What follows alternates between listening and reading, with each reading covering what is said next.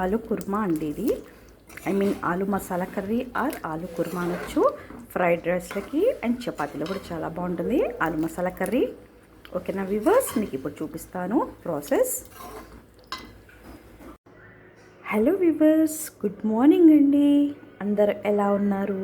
Please welcome to perfect daily vlogs. ఈరోజు మీకు డిఫరెంట్గా ఆలు మసాలా కర్రీ చూపిస్తున్నానండి. ఇది దీంట్లో మనము టమాటో యూస్ చేయకుండా కర్డ్ యూస్ చేస్తాము, ప్లస్ మసాలా అన్నమాట. మసాలాలు చాలా వెరైటీలు చేసుకోవచ్చు, బట్ ఇదొక different masala curry. So first ఆలుని కుక్కర్లో వేసి ఉడకబెట్టుకోవాలి. సో ఆలు హాఫ్గా కట్ చేసుకొని కుక్కర్లో వేస్తున్నానండి. ఒక 3 విజిల్స్ పెట్టుకున్నాము. అయితే ఉడికిన ఆలు కలరు మంచిగా రావడానికి కొంచెం నేను పసుపు వేసుకుంటానండి. ఇది టిప్ అనమాట. ఎందుకంటే కర్రీలో ఆలు తెల్లకి మధ్యలో కనపడకుండా బాగుంటుంది, ఎల్లోగా ఉంటే బాగుంటుంది. సో మనం ఇప్పుడైతే 3 విజిల్స్ పెట్టుకుందాము. సో ఆలుగడ్డలు కుక్కర్లో పెట్టేశానండి. ఒక 3 విజిల్స్ పెడదాము. ఇంతలో మన మసాలా సంగతి చూద్దామా. కొంచెం గసగసాలు తీసుకున్నానండి, 2 స్పూన్స్ గసగసాలు, ఒక 2 స్పూన్స్ కొబ్బరి ముక్కలు. అంటే నేను పీసెస్ చేసి పెట్టుకున్నాను కాబట్టి స్పూన్తో వేసుకుంటా. ఇవి వచ్చేసి చెక్క, ఇలాచి అండ్ లవంగ, జీలకర్ర అండ్ ధనియాలు, మొత్తం టోటల్ ఇవి. నా ఇప్పుడు ఈ కర్రీ స్పెషాలిటీ ఏంటంటే కొంచెం మెంతికూర కూడా వేస్తాను నేను. ఓకే, ఇంతలో మనం గసగసాలు అండ్ కొబ్బరి ఫ్రై చేసుకుందాము. అయితే గసగసాలు, కొబ్బరి, జీలకర్ర, ధనియాలు ఇలాంటివి జనరల్గా ఫ్రై చేస్తేనే చాలా టేస్టీ ఉంటాయండి. అంటే కొంతమంది వంటలు స్టార్టింగ్లో ఉంటారు కదా, వాళ్ళ కోసం పనిచేస్తుంది నేను చెప్పే టిప్. సో నేను గసగసాలు కొంచెం ఫ్రై చేసుకుంటున్నాను. గసగసాలు దూరగా ఫ్రై చేశాక కదా కొంచెం వాటర్ పోసి పెట్టుకుందాము. నెక్స్ట్ ఇప్పుడు కొబ్బరి ముక్కలు ఫ్రై చేస్తున్నాను. కావాలంటే కొబ్బరి ముక్కల్లో ఒక డ్రాప్ ఆఫ్ ఆయిల్ కూడా వేసుకోవచ్చండి. ఒక డ్రాప్, జస్ట్ ఒక డ్రాప్ అంటే 2 డ్రాప్స్ లాగా వేసుకున్నాను. సో కొబ్బరి ఫ్రై అయిపోయింది కదండి. కొంచెం జీలకర్ర వేయించుకుందామండి. జస్ట్ ఒక 1 స్పూన్ జీలకర్ర, ఒక 1 స్పూన్ ధనియాలు వేయించుకుందాము.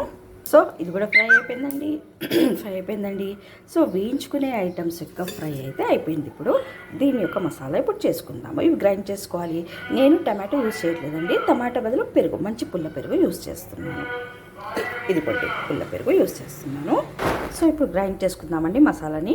ఫస్ట్ మనము గసగసాలని గ్రైండ్ చేసుకుందామండి, ఎందుకంటే అది అన్ని ఐటమ్స్తో వేస్తే గ్రైండ్ అవ్వదు, అందుకని ఫస్ట్ గసగసాలని వేస్తాను నేను. సో గసగసాలు అయిందండి. ఇందులో కొబ్బరి వేస్తున్నాను, కొబ్బరి ముక్కలు.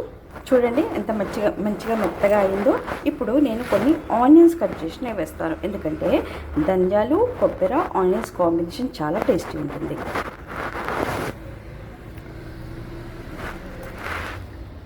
సో వ్యూవర్స్, ఇందులోనే కొంచెం పసుపు, కొంచెం ఉప్పు, కొంచెం కారం వేసుకుందాము. వేసి మళ్ళీ గ్రైండ్ చేద్దాము.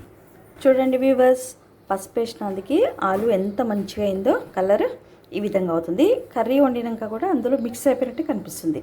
సపరేట్గా ఆలు ముక్కలు ఒకలాగా, గ్రేవీ ఒకలాగా ఉండదన్నమాట. సో కర్రీ స్టార్ట్ చేద్దామా. కొంచెం ఆయిల్ వేసుకుందాము, సరిపోను ఆయిల్. సో కొంచెం జీలకర్ర ఆవాలు వేసుకోవాలండి.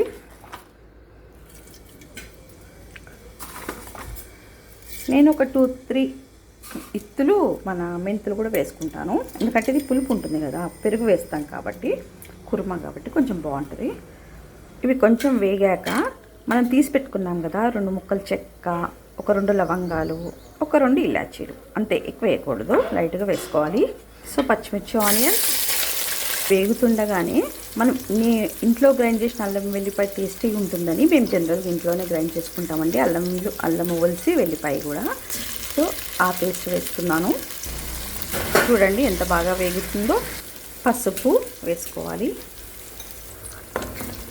ఓకే అండి, ఒక 50-60% దాకా వేగింది. ఇప్పుడు మనం గ్రైండ్ చేసి పెట్టుకున్నాం కదా, ఇది మసాలా, గసగసాలు, కొబ్బరి అండ్ కొంచెం ఆనియన్ పీసెస్, అది మనం వేసేసుకోవాలి ఇందులో.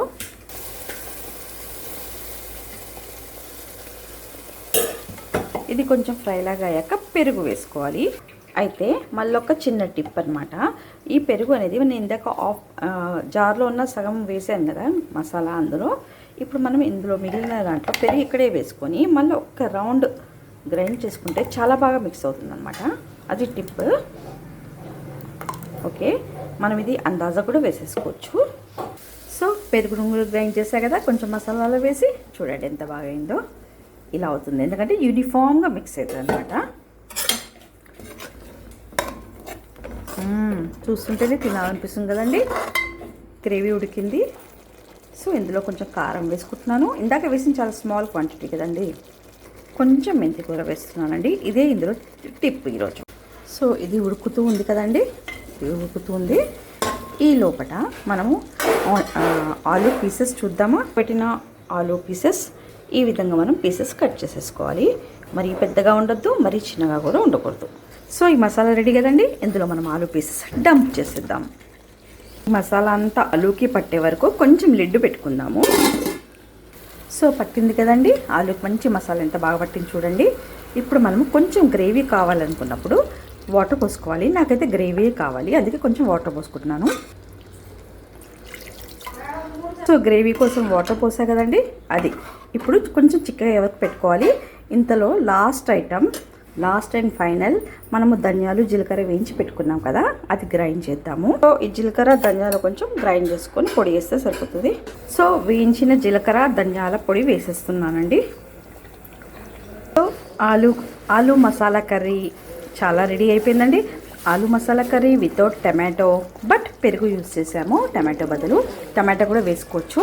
ఆ పెరుగు వల్ల కూడా చాలా బాగా టేస్ట్ వచ్చింది. పుల్ల పుల్లగా మంచి ఉంది చూడండి. ఈ ఆయిల్ అంతా ఇలా ఫామ్ అయిపోయింది కదా, పైకి వచ్చేసి తేలింది కదా. సో కర్రీ రెడీ అనమాట.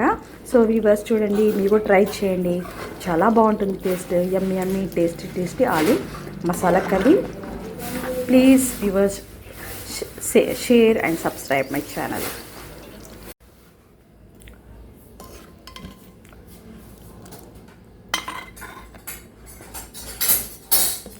Aloo masala curry with curd.